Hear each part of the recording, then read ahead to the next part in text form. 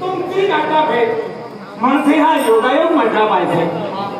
लंकात श्रावणाचा शेवट झाला, इंद्रजिताचा शेवट केला गेला.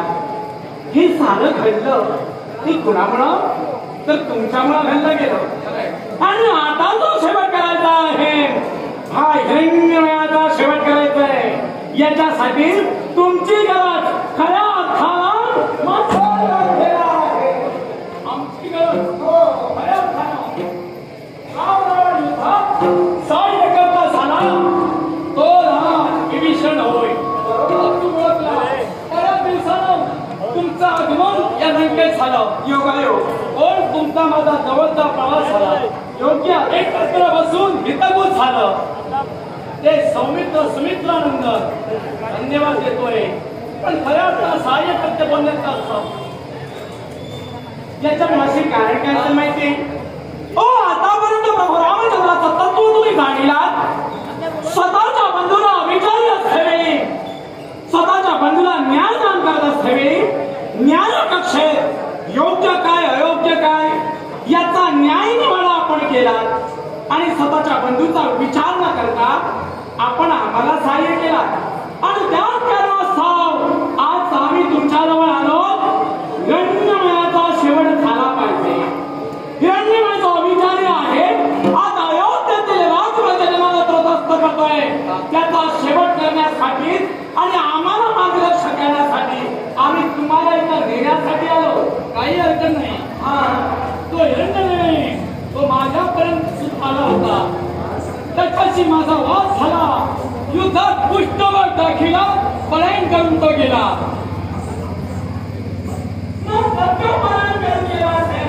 मग आता तो माझ्या पित्या पुत्रा समवेत वाद निर्माण तुम्ही केला. त्याच्या मुळाशी कारण काय म्हणला? त्याच्या मुळाशी कारण वाद. तुमचा पुत्र इथं आला. समजावण्याच्या बोलानं ज्या त्या शब्दानं समजावं हवे तेवढी समजून आम्ही घातली. पण समजण्याच्या पलीकडे त्याचे शब्द युद्धात रूपांतर झालं. युद्धाला पुष्ठभाग दिला आणि मागं गेला. मी मानतोय हा कारण फक्त मला जाणायचंय. त्याला रक्तशी हवी. रक्तशी हवी होती. कारण काय हो?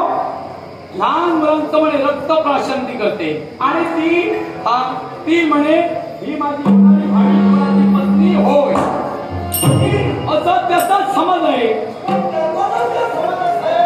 तुम्हाला विश्वास नाही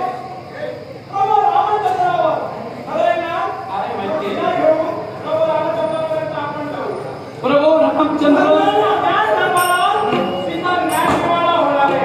तुमचं खरं की माझ्या पुत्राचं खरं याची जाणीव या क्षणी आम्हाला करून घ्यायचे. त्याच्यासाठी तुम्ही समजदार आहात. माझा पुत्र मी आपल्याला म्हणतो होणारा पत्नीला घ्या. सुंदर बोलला सौमित्र. राम सवाल असा होता असा. त्यामुळं तुमच्या मुखातून वावगं काही येणार नाही हे मलाही ज्ञान आहे. कारण तुम्हाला ज्ञान पूर्ण कशामुळे आहे हे मी जाणतो. तुम्ही म्हणाला फक्त प्रश्नाला उत्तर मी देतोय. तुम्ही म्हणाला रामावर विश्वास आहे. रामापर्यंत चला. रामापर्यंत जाण्याची काय गरज आहे? तिला एवढे बांधून घर, तिला एवढे बांधून घर. आज तर आहे राम परमेश्वर. माझा राम इथं आहे आणि तो मला सांगतो ही रक्ताशी सुंदरी आहे. मग कशाला येऊ? तुमच्या शब्दाबद्दल विश्वास या क्षणाला जर ठेवलाच आहे तर पुत्रावर माझा अविश्वास दाखविण्याचा भाग तो माझ्या जीवनात होणार नाही का? तुम्हाला उपद्रव होतोय मला नाही. मग तुम्हाला उपद्रव नाही. थांबा. आतापर्यंत तुम्ही कधी स्वतःचा विचार केला नव्हता.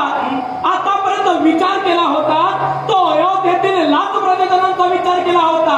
आणि तोच विभीषण हा खरंय नाही माझं राम प्रमाणात पटत नाही आहे. तो विभीषण आगाम आहे. मला हा विभीषण तुम्ही कशावर मुद्द्यावर बोट ठेवून सांगता? हा विभीषण नव्हे. स्वतः मला राजगादीवर बसविलं.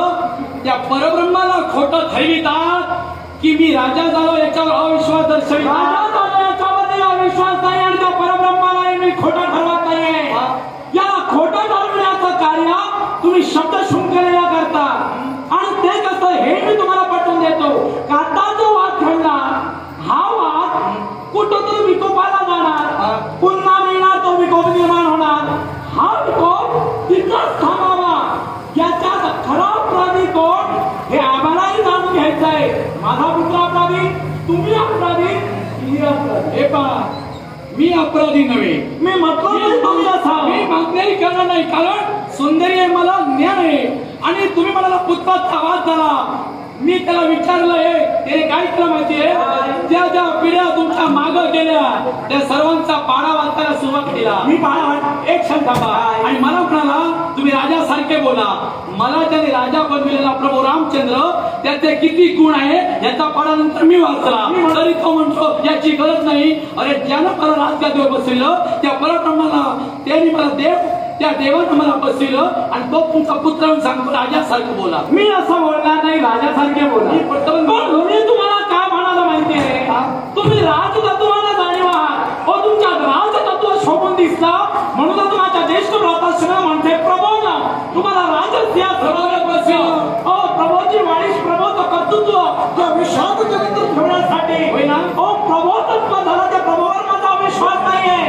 पण तेवढा माझा अयोध्येवर मला विश्वास दाखवायचा नाहीये.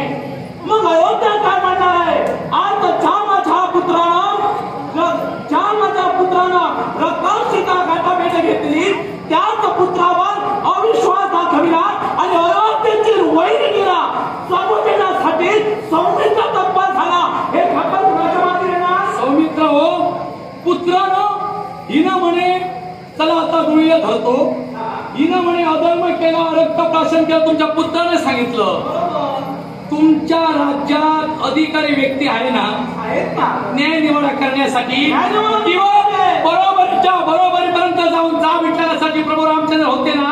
तुम्ही या लहान मुलांना का पुढे केला, त्याच्यामुळे कारण त्यांची विरस्त्री होती.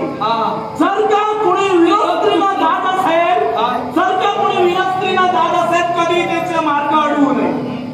आणि जर का अडवला आणि आमच्या तोंडात काहीतरी घटित घडलं तर नंतर तो काय म्हणणार, मी त्याला जाऊन मारलं असतो. तुम्ही माझा मार्ग अडविला. हा आदर्श आणि हे चित्र आमच्या जीवनाला मला नको होतं म्हणून त्याला संधी दिली. त्या संधीचा सराव करायला तो असफल ठरला असं मी म्हणणार नाही. आणि असफल जरी ठरला असेल पण माझं कर्तव्य हे मला पूर्ण करायचं. असफल म्हणा, कारण तुम्ही म्हणणार नाही ते स्वतःचा बागात असतो, दुसऱ्याचाच टाळता असतो. आणि तुम्ही म्हणाला असफल ठरला नाही, युद्धात तो माघारी गेला, तो यशस्वी होऊन गेला का. मी यशस्वी अयशस्वी याचा विचारच करत नाहीये. मी न्याय निर्माण करतोय. मी तुम्हालाही अपराधी ठरवत नाहीये आणि माझ्या पुत्रालाही अपराधी ठरवत नाहीये. हा न्याय मला ठरवायचा आहे. माझ्यासाठी मी तुमच्याशी वाद करण्याला कारण आहे कारण तुमच्या माझे जवळचे संबंध होऊन गेले. पण तुम्हाला एकच सांगेल, तुम्ही ज्ञानवंत गुणवंत आहे. तुमच्या ज्ञानाला गुणाला काय करू नका.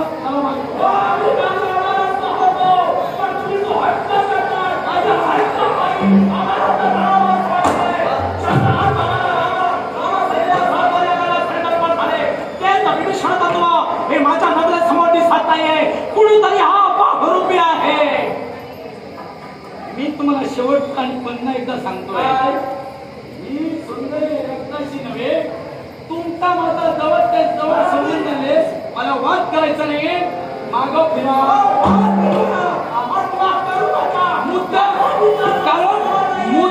ऐका सौमित्र, मुद्दा एकच माझा आहे पण त्याला उत्तर तुम्ही नाना तऱ्हे ठेवून देतात. ते तुमच्या पुत्रानं केलं. मी म्हणालो त्याला रामराज्य सुरळीत आहे, तिथं संकट येणार नाही कारण सीमारक्षक 4 जण आहेत. तरी सुद्धा रक्षण आलं कसं त्याला सांगता आलं नाही. सर्व पाडे वाचायला सुरुवात केली. दुसरी गोष्ट त्याला विचारलं तुम्ही ब्रह्माला वियोग कसे, वियोगी ब्रह्म कसे, तर सांगता आलं नाही. एक प्रश्न त्याला विचारला नाही का, तो उत्तर अज्ञान देणारे. सेतू बांधून तुम्ही सर्वजण लंकेत आला, त्याला विचार दिलं असतं कसा आला, उडत आला म्हणून सांगणार होता. मला त्याचबरोबर आता तुम्हाला मी सांगतोय संकट आलं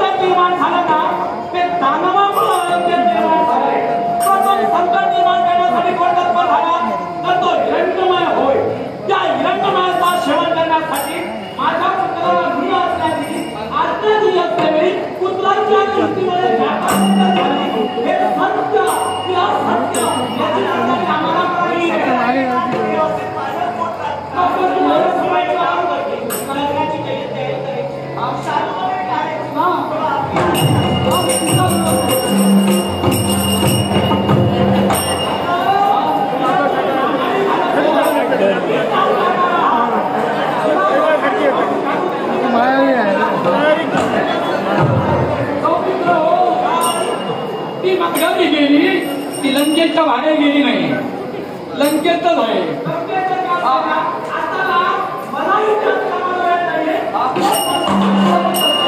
अकल्पायुष भावे तया अकल्पायुष भावे तया माझी